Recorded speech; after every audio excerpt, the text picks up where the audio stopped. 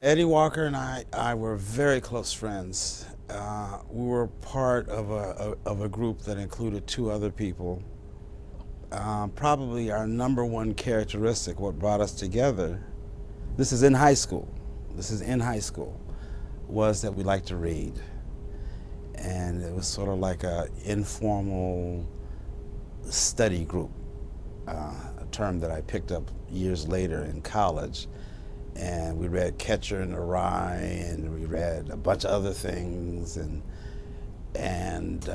we discussed what we read. So we were sort of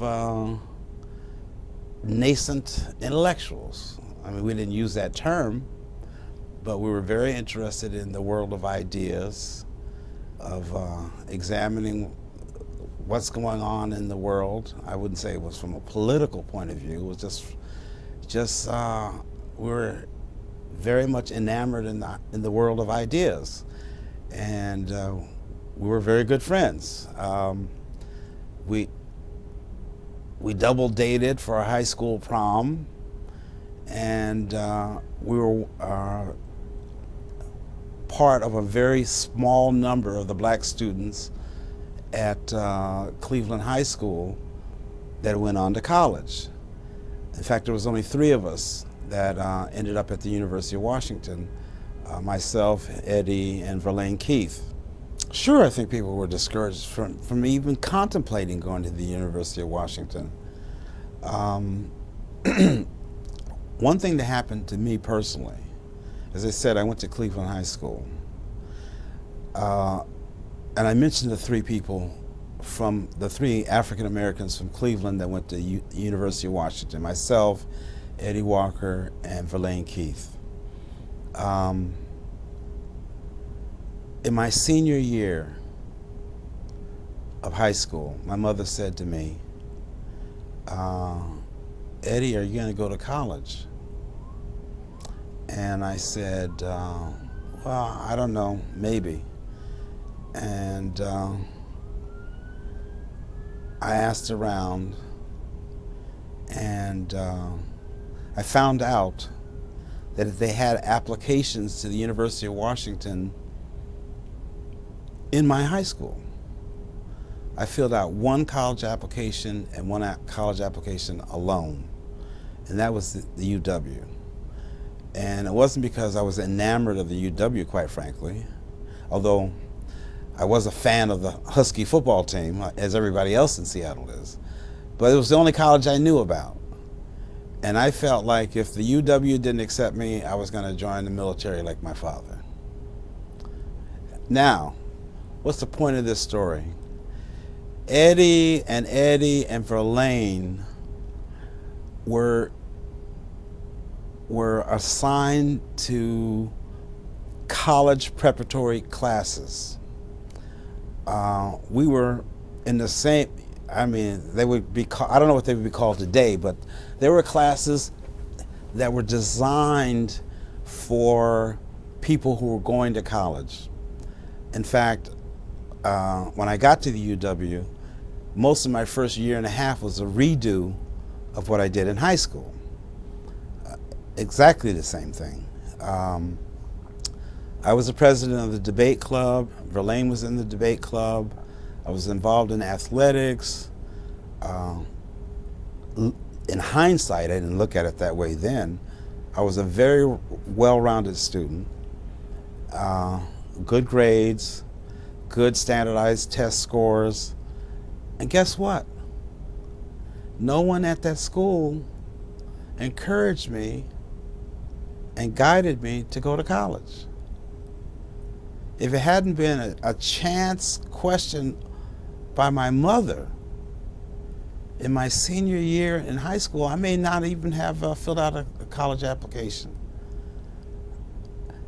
And so if they weren't encouraging the few black students who were in these college prep courses to go to college, to apply to college, like I said, it was a discovery on my part that they had college applications in the school. I didn't even know that. So if they weren't doing it for people like Eddie and Verlaine, what do you think they were doing for everybody else? I was born and raised in Seattle. All I knew about Seattle was the downtown area, the central area, and South Seattle, especially Beacon Hill, where I was raised. I knew Seattle as being a very racially diverse city. Black, Mexican, Filipino, Chinese, Japanese, white, diverse, or what I believed to be diverse at the time. By going to the University of Washington, I found these vast neighborhoods north of Seattle that were all white. And I realized that the non-whites were herded into the central area and the southern part of town. That Seattle wasn't the way it appeared to be. And so I think that it made me rethink what is Seattle about. It made me rethink what the University of Washington was about. And of course, this is all taking place within the context of everything that's going on in the rest of the nation. It was overwhelming. This huge institution with these huge classes, not enough black people to, make a card party, initially. And we felt a real need to come together in some kind of way. And we did by congregating in the Student Union building in a certain area of the dining hall. And that became our place to meet together. My first year, 1966, we formed a group called, which we named the Negro Student Society. And we kept that name until late fall of 1967, when we got on a bus and we went to the West Coast Black Student Conference in Los Angeles.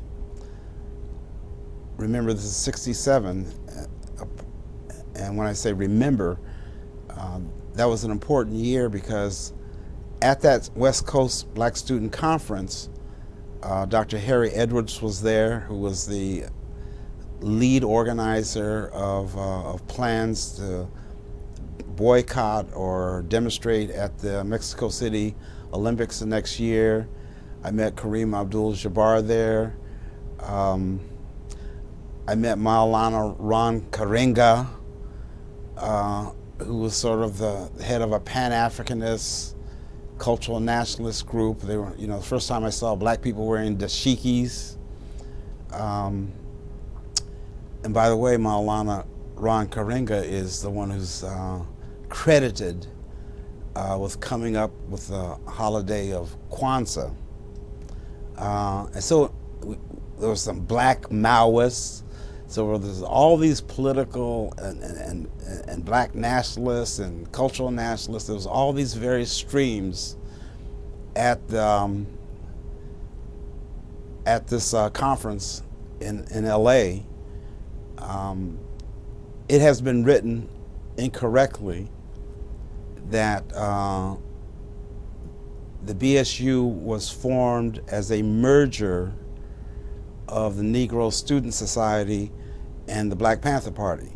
That is not correct, because I remember specifically when we changed our name to the BSU, and that is on the bus ride back from LA to Seattle. We said, Negro Student Society makes no sense. That's not who we are. From now on, we will be known as the Black Student Union.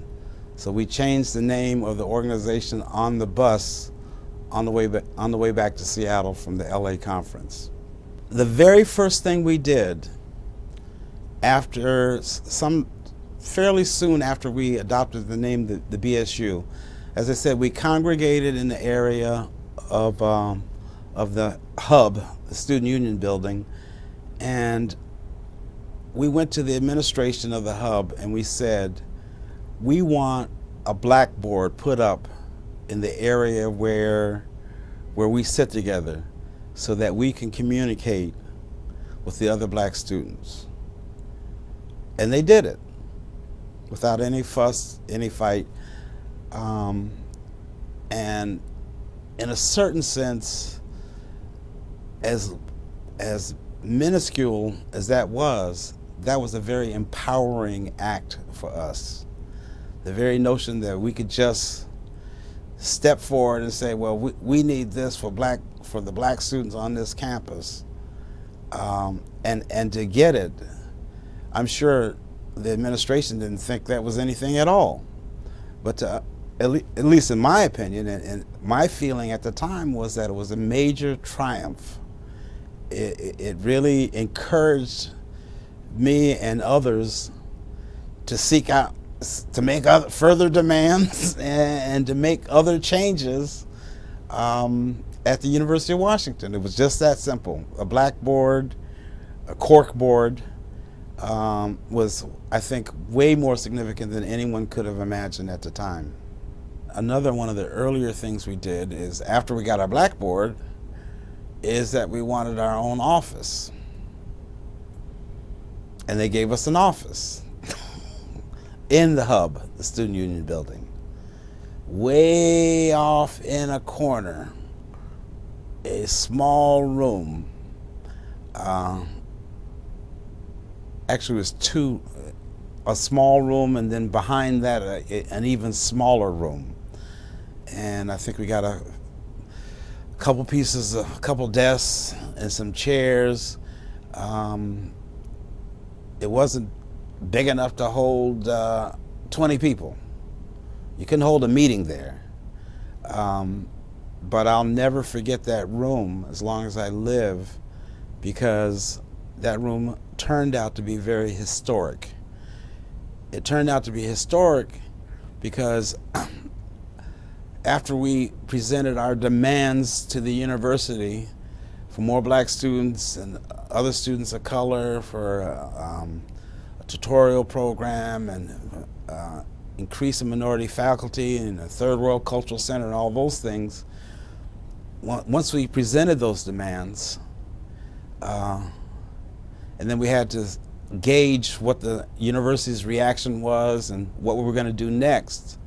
It was in that room, and by my recollection, there couldn't have been more than 12 people in that room when we took a vote to shut down the University of Washington, which was unanimous, but it was only 12 people, you know, but that's, and that 12 people voting to shut down the University of Washington tells you all you need to know about our state of mind.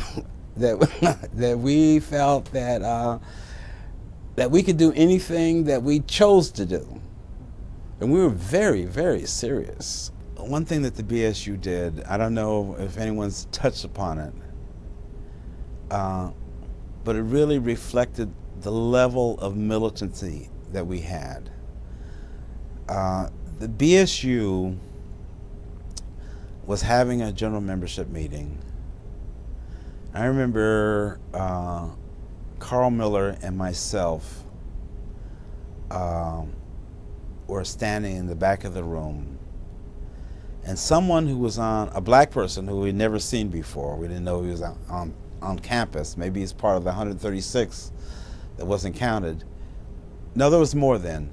But anyway, he was a member of the gymnastics team.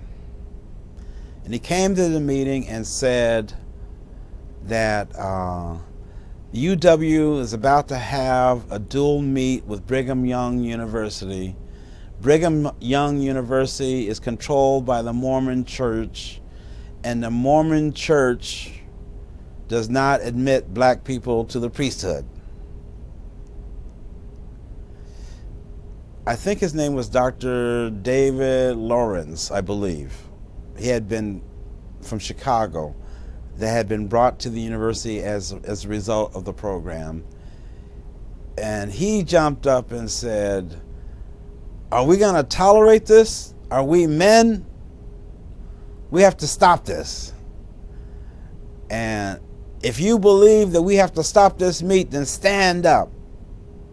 I remember Carl Miller and myself standing in the back of the room. That's why I remember it. We said, thank God we don't have to jump up for this one, because this is crazy. But crazy as it was, that was the second reason that we shut down the University of Washington because of the dual meet with Brigham Young University. Of course, none of us knew anything about the Mormon religion, and did we really care that they didn't admit black people to the priesthood? Well, it was a matter of principle. And we raised hell over that. And one of the things I found out, which I didn't know, even though I was a native Washingtonian, was that the Mormon Church is second strongest stronghold in America after Utah was Washington. That one of the major network affiliates was controlled by people in the Mormon Church. So we hit a raw nerve that was unbelievable. That was unbelievable.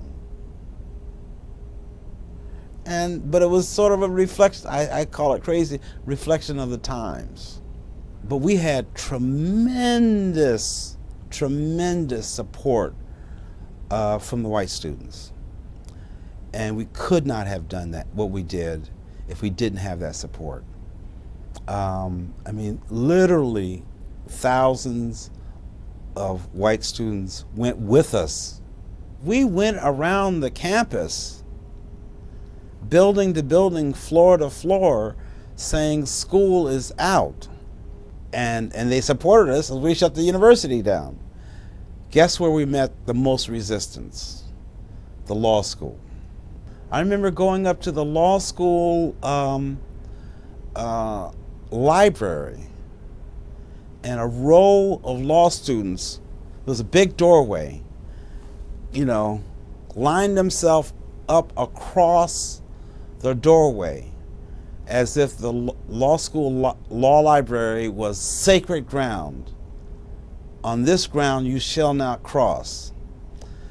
A crazy member of SDS, a woman, she ran the line, and she charged the line that was blocking our access to the law library, and a guy hit her, and there was a brief fisticuffs after he hit her, and then once the blows started flying, then the resistance melted. We went into the library and ordered everybody out. The administration of President Charles Odegaard could have reacted quite differently than the way that they did. There were then and there are now tools of repression. There could have been arrest warrants. There could have been expulsions. There could have been student disciplinary hearings of some sort.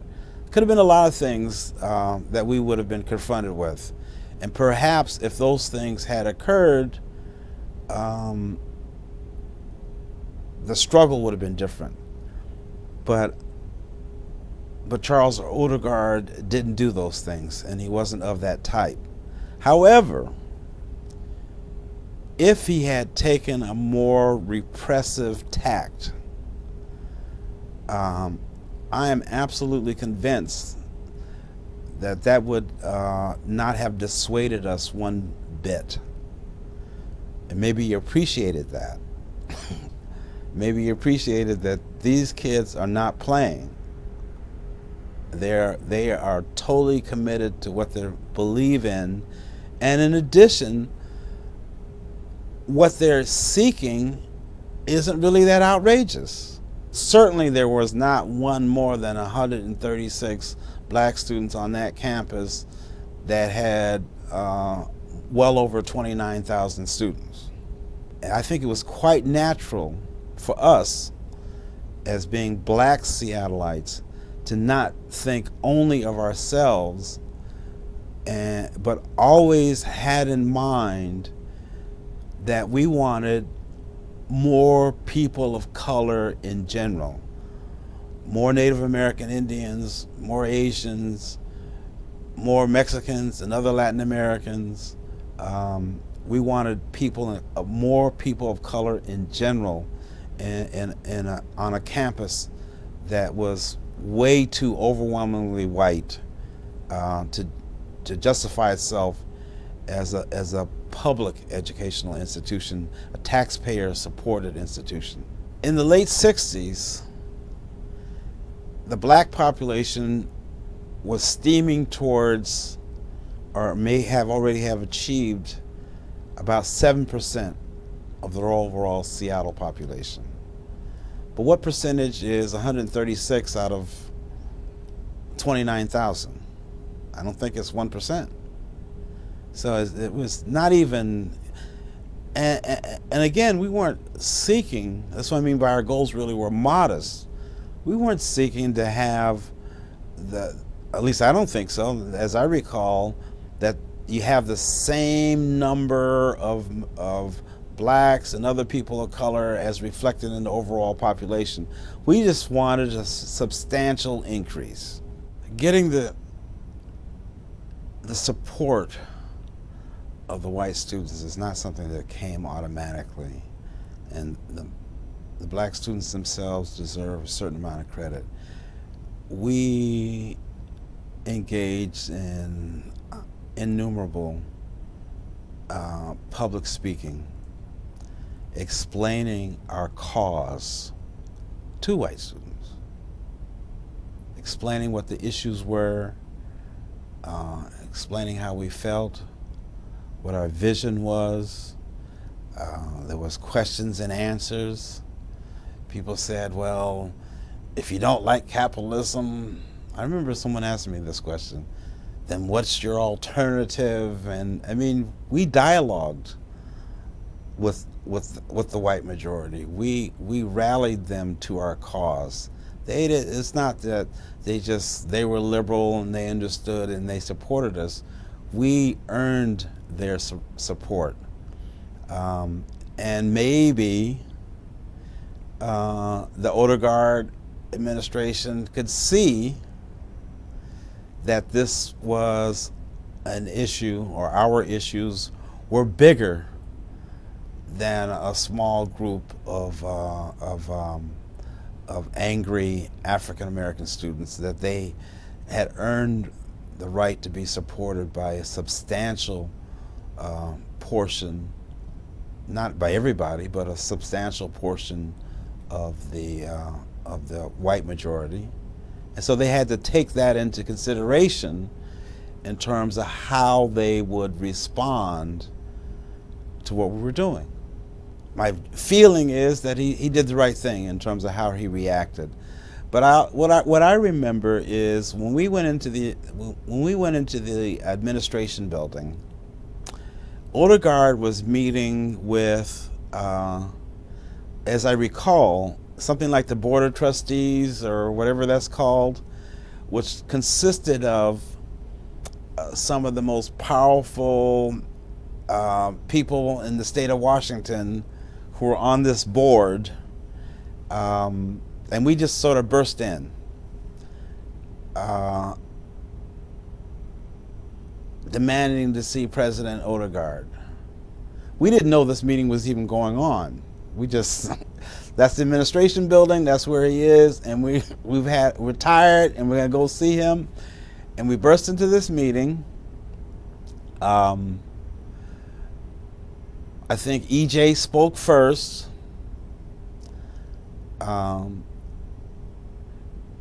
Even by the standards of the group, I was pretty fearless. And by that, I mean, I cursed them out pretty thoroughly. Pretty thoroughly. Just to add some flavor to to the more intellectual sounding version of our demands that came from EJ. I wanted to give it a little black community flavor. Just let them know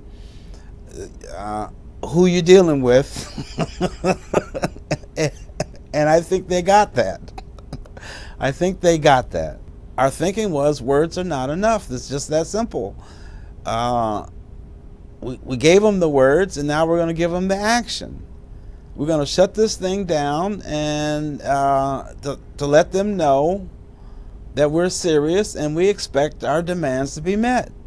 They could have easily called the Seattle police, come in there and round us up. It could have happened that way, but we were prepared for that. Did we expect it? Yeah, of course. Why wouldn't they do that? Why wouldn't they have us arrested? We're occupying and trespassing at the university administration building. You know, we're blocking it off, you know. We probably had fantasies that if we were going to be arrested, that we weren't going to go without a fight. I mean, that's what our state of mind was. We left the university administration building in triumph. We felt like we had made our point. And I think he made an offer, if I remember correctly, of $50,000 as a good faith towards establishing their programs. That's the number that sticks in my head, you know. And, you know, we felt like we were on the road to getting what we wanted. Reflecting upon it years later, I realized that we had no fear. We did not fear expulsion. We did not fear arrest. We feared nothing. But I don't think that it was because we were some sort of unique individuals. I think that was so because we were inspired by everything that had come before us in the country.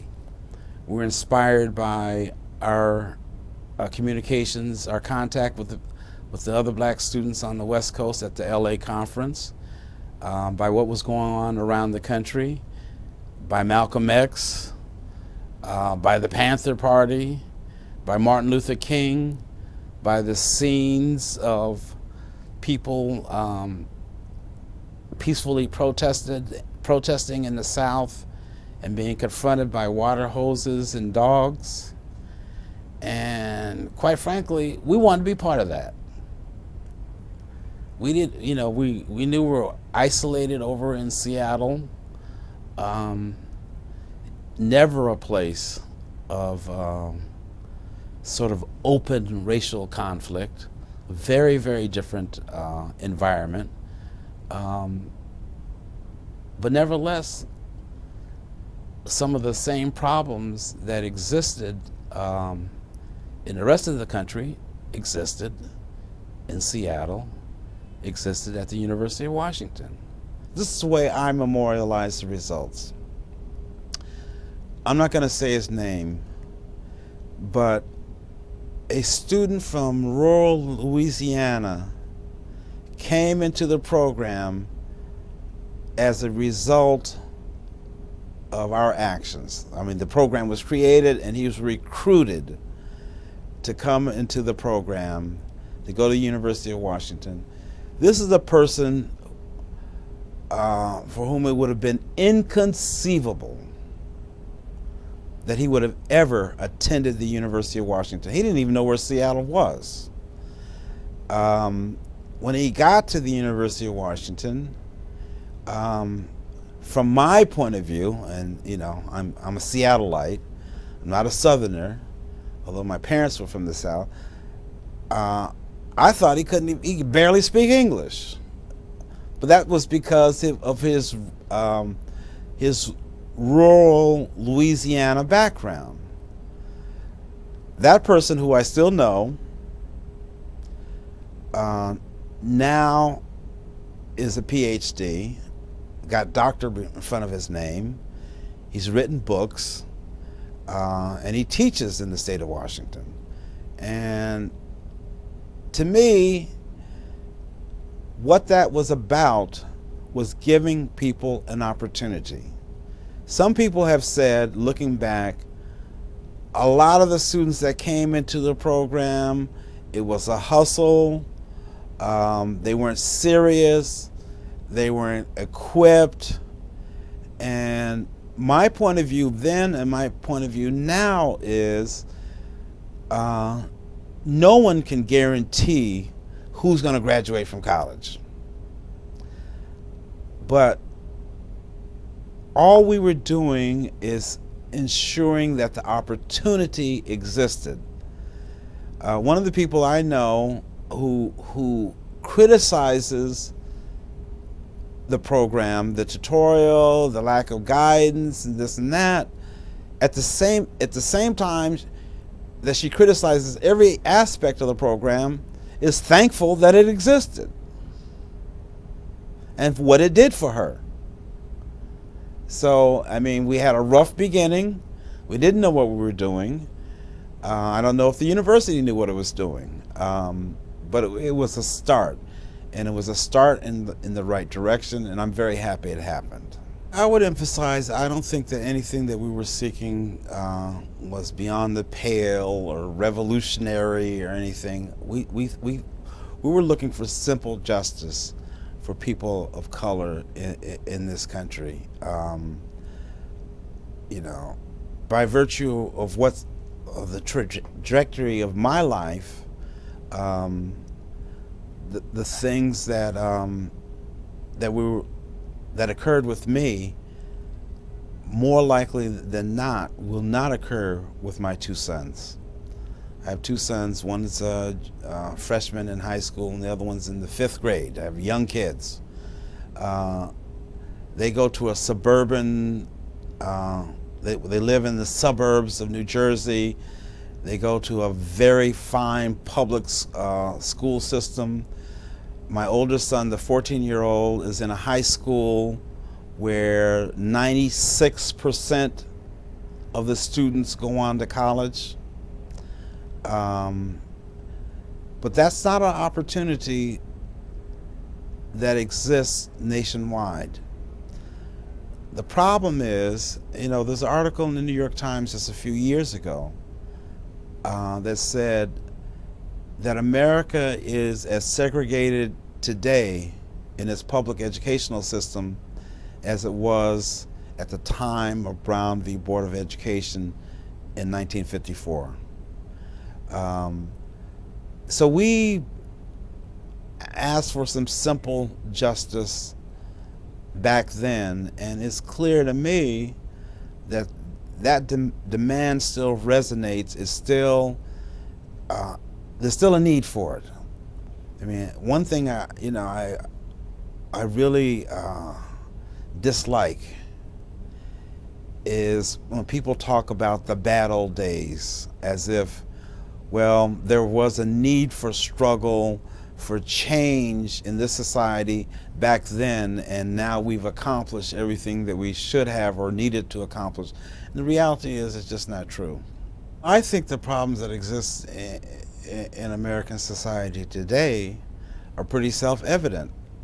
And I don't agree with the notion that things are more subtle. That's a widespread belief. I don't think things are more subtle. I don't think there's anything subtle about the resegregation of the public educational system. I don't think there's anything subtle about studies that demonstrate that blacks receive inferior medical care to whites. I don't think there's anything subtle about the fact that 46 million Americans, black and white, have no medical coverage at all. I just read in the New York Times yesterday, there's a company in North Carolina that has instituted a program to send its employees to India for medical care. They had a guy getting ready to get on the plane for a gallbladder operation in India because it's cheaper than what it would be performed in this country. Meanwhile, there's massive and very financially well-endowed opposition to creating affordable health care in this country, to the point that you would send somebody on a plane to India for a gallbladder operation. It's in the paper just yesterday, October 10th. I think the problems are very palpable, very easily articulable, and we got a lot of work still to do in this country. That's what I think. Is it harder? Sure, it's harder. Sure, it's harder. The reason it's harder is because there has been a conservative counterattack to whatever gains were made in the 60s and the 70s that goes back to the election of Ronald Reagan up to today. There's a conservative counterattack. One of the things that happened when I entered law school in 1978 is at Rutgers, there was a Supreme Court decision, the Bakke decision, that allegedly outlawed discrimination or reverse discrimination in the admission of minorities to academic institutions. And it was a great irony for me. 10 years later, in 1978, they were trying to dismantle the affirmative action program that had been put in place at Rutgers Law School since 1968 in the name of the Supreme Court will no longer tolerate such a program. And it was a great irony to me 10 years later that I was marching with picket signs in front of Rutgers Law School to preserve the program that was created in 1968, 10 years later. But I didn't know in 78 that those were just the first shots of what you might call a counter-revolution to roll back the modest gains that we achieved in the 60s and the 70s, and that counter-revolution continues to this day. You say that you could ask the question, well, is it hard today? Yes, it's hard today, given what the conservative counter-revolution has been for the last 25 years. What I'm impressed about, because Seattle's still my home, I still return to Seattle, and I return to the UW. I return to visit the programs that were the seeds for which were planted in the late 1960s. And there's nothing that gives me in my life greater pride than what has flowered from those seeds from the late 60s. I don't know the formal name of it, but what we would call the tutorial program, they call it instructional center or something else. It's unbelievable. The quality of the teaching that goes on there is unbelievable. The quality of the teachers, the participation of students from a broad, you have the African students, and you have the Asian students, the Pacific Islander students, and all these various students taking advantage of this unbelievable program. And the fact that that we had a hand in getting it established in the late 60s is a source of enormous pride.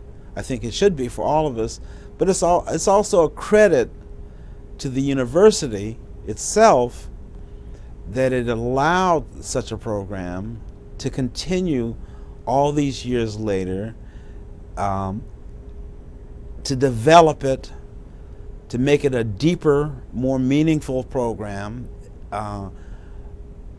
I think now, I don't know what exists on other campuses, but as far as I'm concerned, it's a model for what could and should exist everywhere. for people who come from backgrounds that would place them in what you are labeled disadvantaged, or don't have the educational form, public educational system that would perhaps prepare them for college. This does better than prepare them for college. This prepares them to succeed, to go far in life, to graduate work, to professional school, to whatever they want to achieve in life. That's a program that I have witnessed that's at the school now, and I'm so happy that I had a hand in it. The Ethnic Cultural Center is part of that package. People of color need a place that they can call their own on campus.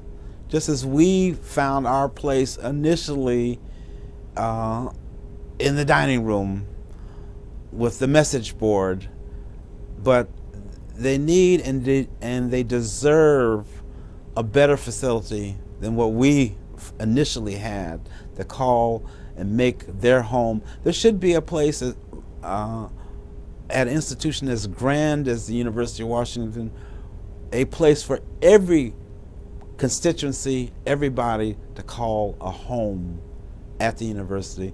The Ethnic Cultural Center is that place for people of color. I'm very happy it survived as well.